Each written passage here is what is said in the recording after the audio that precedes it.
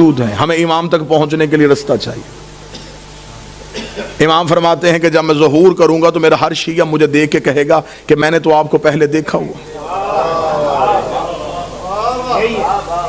مولا فرماتے ہیں تمہارے اور ہمارے درمیان فاصلے نہیں، صرف گمان ہے جو تمہاری طرف سے ہیں۔ مولا فرماتے ہیں میرے شیعہ اور مجھ تک پہنچنے کے لیے جو سب سے پہلا ایک وسوسہ ابلیس میرے ماننے والے کے دل میں ڈالتا ہے وہ یہ ہے، کہاں وہ کہاں ہم۔ معصوم فرماتے ہیں یہ پہلا خیال ہے جو ابلیس اس کے ذہن میں ڈالتا ہے۔ مولا نے پھر اسی خیال کا جواب دیا، مولا نے فرمایا اگر تمہارا یہی معیار ہے کہ کہاں ہم کہاں تم ہم سے مل نہیں سکتے، اگر یہی منزلت ہوتی کہ تم ہم سے ملنے کی وجہ تمہارا اور ہمارے درمیان یہ ہوتا تو کبھی بھی ہم اپنی محبت تمہارے دلوں میں نہ ڈالتے۔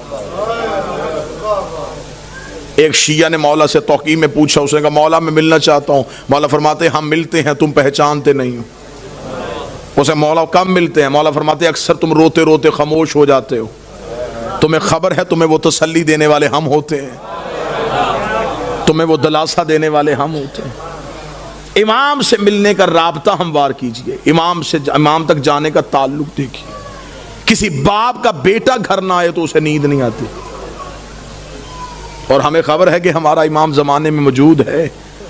ہم میں سے کون ہے جو امام کو ڈھونڈنے کی کوشش کرتا ہے؟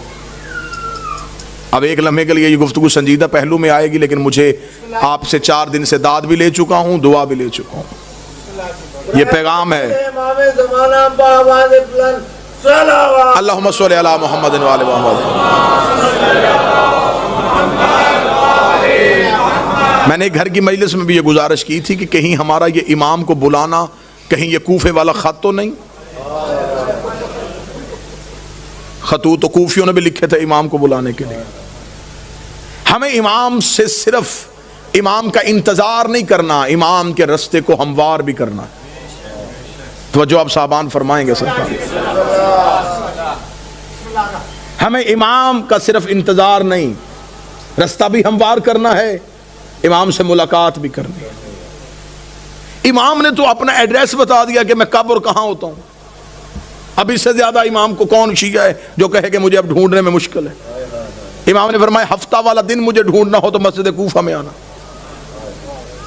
اتوار کو میں مسجد سہلہ میں ہوتا ہوں، سوموار کو میں بقیہ کی قبروں پہ ہوتا ہوں، پھر میں مسجد جمکران میں ہوتا ہوں، شب جمعہ میں کربلا میں ہوتا ہوں، جمعہ میں امیر المومنین کے حرم میں ہوتا ہوں۔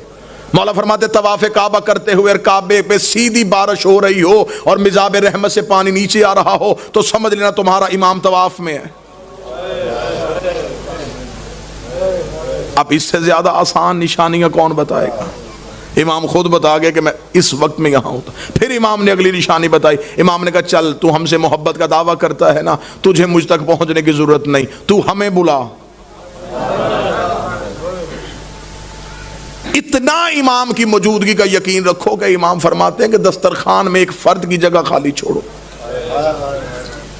تمہارے گھر میں بچے پوچھیں گے جگہ کس کے لیے تو کہہ دینا ہمارا امام موجود ہے۔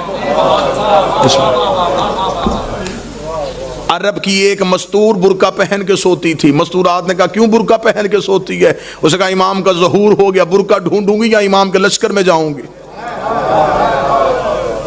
ملاقات با امام زمانہ حسن ابتہی 2 جلدوں میں کتابیں لکھی ہوئی ہیں۔ کتنے لوگ ہیں جو امام سے ملاقات کر چکے ہیں؟ ایک عراق کا رہنے والا شیعہ ہر روز گھوڑا لے کے چوک میں تلوار لے کے کھڑا ہو جاتا۔ لوگ پوچھتے کیوں کھڑا ہے یہاں پہ؟ اس کا امام کا انتظار کر رہا۔ لوگوں نے اسے پاگل تصور کرنا شروع کر دیا۔ ایک دن کسی نے مذاق میں کہا تو یہاں کھڑا ہے، امام تو وہاں آ چکے ہیں۔ اس نے اپنے گھوڑے کا رخ موڑا، دوڑا اور پھر کبھی بھی واپس نہ آیا۔ یقیناً وہ امام کے لشکر میں شامل ہوئے۔ امام تو ہمارے اتنا قریب۔ ایک شخص نے ایک عارف سے آ کے شقیق نے کہا کہ میں مولا سے ملنا چاہتا ہوں، مجھے کوئی عمل بتائیے جو میں کروں اور امام سے ملاقات ہو۔ موضوع پسند ہے سرکار؟ یا علی مشکل مجھے کوئی عمل بتائیے میں مولا سے مل سکوں۔ انہوں نے کہا عمل یہ ہے کہ رات کو تیز نمک والا کھانا کھا کے سونا۔ اس نے کہا کیوں؟ فرمایا بس تیز نمک والا کھانا کھا کے سو گیا۔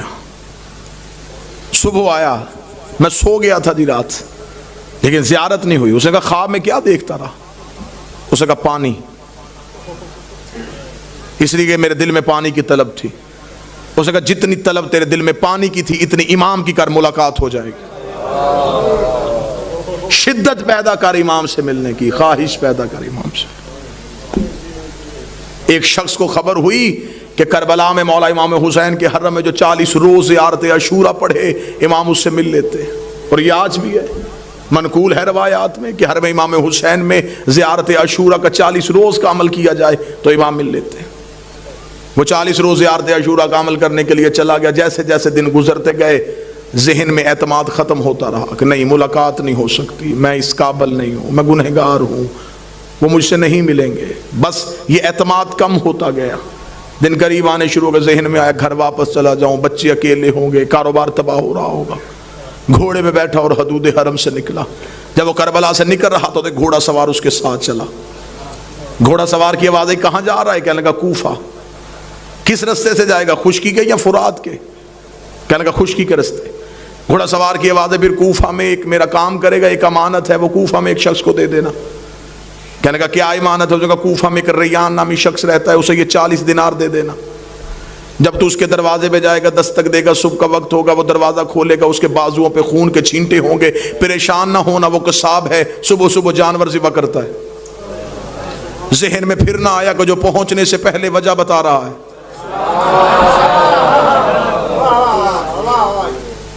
اور یہ مولا سے ملاقات کا عارفین کہتے ہیں کہ سب سے پہلا جو کام ہوتا ہے جب مولا سے ملاقات ہوتی ہے، سب سے پہلے دماغ کی سوچیں وہیں پہ رک جاتی ہیں. یہ حجت سے ملاقات کی سب سے بڑی نشانی ہے. دماغ وہیں پہ رک جاتا ہے. جب ملاقات ختم ہوتی ہے تو پھر وہیں سے شروع ہوتا ہے. اس لیے معراج کی رات ہر چیز وہیں کی وہیں رک گئی تھی.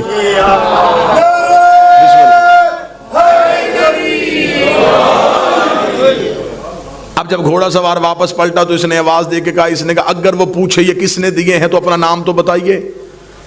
گھوڑا سوار کی آواز ہے کہہ دینا بقیہ نے دیے. میرے مالک کا ایک لقب ہے بقیت اللہ. چلا گیا، جا کے کوفہ میں صبح پہنچا. اسی قصاب کے دروازے پہ دستک دی، اندر سے وہی شخص نکلا، بازوؤں پہ خون کے چھینٹے. دیکھیں گے مجھے خبر ہے تو صبح صبح جانور ذبح کر رہا ہے. کہاں سے آیا؟ کہنے لگا کربلا سے آیا ہوں. تو میرے دروازے پہ کیوں آیا ہے؟ میرے پاس تیری ایک امانت ہے، یہ 40 دینار کسی نے کربلا سے دیے، اسے کہا ریان کو دے دینا. آنکھیں کھلی کی کھلی رکھ، رک یہیں پہ. اندر گیا، لباس تبدیل کیا، وضو کر کے باہر آیا. کہنے لگا زحمت ہوئی تجھے میرے دروازے پہ، میں معذرت چاہتا ہوں، تجھے اپنے دروازے پہ روک کے رکھا، میں لباس تبدیل کر چکا ہوں، وضو کر چکا ہوں. تھوڑی دیر کے لیے گھوڑے سے اتر، مجھے وہ آنکھیں چومنے دے جس سے تو نے مولا کو دیکھا ہے. مجھے وہ ہاتھ چومنے دے جس سے تو نے مولا کو ہاتھوں کو ہاتھ لگائے. یہ پریشان ہو گیا تھا کون سے مولا؟ اس نے کہا یہ کیا تمہیں صاحب الامر نے نہیں دیے؟ کہنے لگا کون سے صاحب العصر؟ کیا وہ امام زمان تھے؟ اس نے کہا تو وہاں مل کے آیا، تجھے پتہ ہی نہیں؟ مجھے جو جب بھی کوئی مشکل ہوتی ہے میں انہی کو بلاتا ہوں. میں نے تو ابھی رات کو کہا تھا مولا 40 دینار کا قرضہ ہے، مجھے واپس دینا ہے. صبح سے پہلے اس نے واپس بھیج دیا.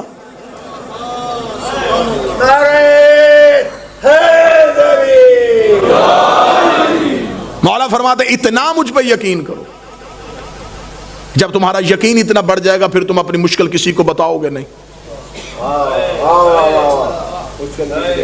اب یہ محبت کا معیار ہے. امام فرماتے ہیں میرے شیعوں مجھ سے رات کو سرگوشیاں کیا کرو. سرگوشی کیا تکیے کے سر رکھ کے اپنے دکھ مجھے سنایا کرو. امام فرماتے تو تکیے پہ سر رکھ کے مجھے اپنے دکھ سنا کے سو جا. صبح کا سورج طلوع ہونے سے پہلے تیرے دکھ نہ ٹالوں، مجھے بطول کا لال نہ کہنا. تو مجھ پہ اعتماد تو کرو، تو مجھ پہ یقین تو کرو، تو مجھ تک پہنچنے کا رستہ تو تلاش کرو. امام فرماتے ہیں میرا شیعہ وہ ہے جو میرا ظہور ہر روز مانگے. وہ ساری زندگی اس کی حالت ایسی رہے جیسے اس کی کوئی چیز گم ہو چکی ہے اور وہ اسے ڈھونڈ رہا ہے. شیعہ بھی، اور اسے یہ بھی پتا ہو کہ میرے وقت کا امام کہیں نہ کہیں خون رو رہا ہے. پھر اس کے دل میں یہ طلب ہونی چاہیے کہ میں امام تک کسی نہ کسی طریقے سے پہنچوں. ملاقات امام سے ہے. قبلہ تشریف فرمائے ملاقات ممکن بھی ہے. ہاں امام ملتے ہیں ہر کسی سے اس کی معرفت کے مطابق، اس کے عرفان کے مطابق. آئیں گے ضرور، برا ہو صحیح آئیں گے ضرور. چلے میں تحفہ دوں آج کی آخری مجلس میں، ہدیہ دوں. مولا فرماتے جس دن تم چاہو کہ تم مرنا نہیں چاہتے، جس دن تمہارا جی زندہ رہنے کے لیے ہو کہ آج میں زندہ رہنا چاہتا ہوں، عمل یہ ہے مولا فرماتے اس روز آنکھ کھلے تو اٹھتے ہی، بلکہ یہ روز کا معمول بناؤ، آنکھ کھلتے ہی السلام علیکہ یا صاحب العصر والزمان، اے میرے وقت کے امام تجھ میں میرا سلام. امام زمانہ بآواز بلند چلا اللہم صلی علی محمد وآلہ سائل نے کہا مولا کریں گے سلام تو موت کیسے نہیں آئے گی؟ امام نے فرمایا سلام سنت ہے، جواب دینا واجب ہے. تم سلام کرو گے وہ جہاں بھی ہے واپسی میں جواب دے گا علیکہ السلام. جب وہ کہہ دے سلامتی ہو تو پھر موت کیسے آ سکتی؟ اب امام تک پہنچنے کا رستہ کس نے تعین کرنا ہے؟ جب حجت موجود ہو تو پھر ہمیں غیر کے دروازے پہ جھکنے کی ضرورت ہی نہیں رہی. سرکار اب ہمارا امام تک پہنچنے کا ایک ہی ذریعہ ہے، اپنے توکل کو بلند کیجئے، اپنے اعتماد کو بحال کیجئے، یقین کی منزل پہ آئیے اور یہ یقین رکھیے کہ ہمارے وارث موجود ہیں، ہمارے امام ہمیں دیکھ رہے ہیں. جب یہ یقین آ جائے گا نا کہ امام موجود بھی ہیں دیکھ بھی رہے ہیں، پھر گناہ کون کرے گا؟ جو بیٹا باپ کے سامنے سگریٹ نہیں پیتا، جب اسے یہ ذہن میں ہو کہ میرا امام موجود ہے، پھر وہ غلطی کیسے کرے گا؟ لیکن ہم نے اپنے اندر سے وہ یقین ختم کر لیا ہے. ہم سمجھتے ہیں کہ امام ہے بس آ جائیں گے، آ کے ہمارا بھی انتقام لیں گے، اپنا بھی انتقام لیں گے. نہیں، امام کو ایسے نوکر نہیں چاہیے. امام کو ایسے چاہیے جو آج بھی امام کے عشق میں ویسے کھڑے ہوں جیسے امام کے قیام پہ کھڑے ہونا ہے. ہم ظہور کے بالکل قریب ہیں، اور یہ جو آج چھوٹے چھوٹے مسئلے مسائل، یہ مسئلہ وہ مسئلہ، یہ مسئلہ وہ مسئلہ، یہ مسئلے نہیں ہیں، یہ امام کا چھان باریک ہو رہا ہے.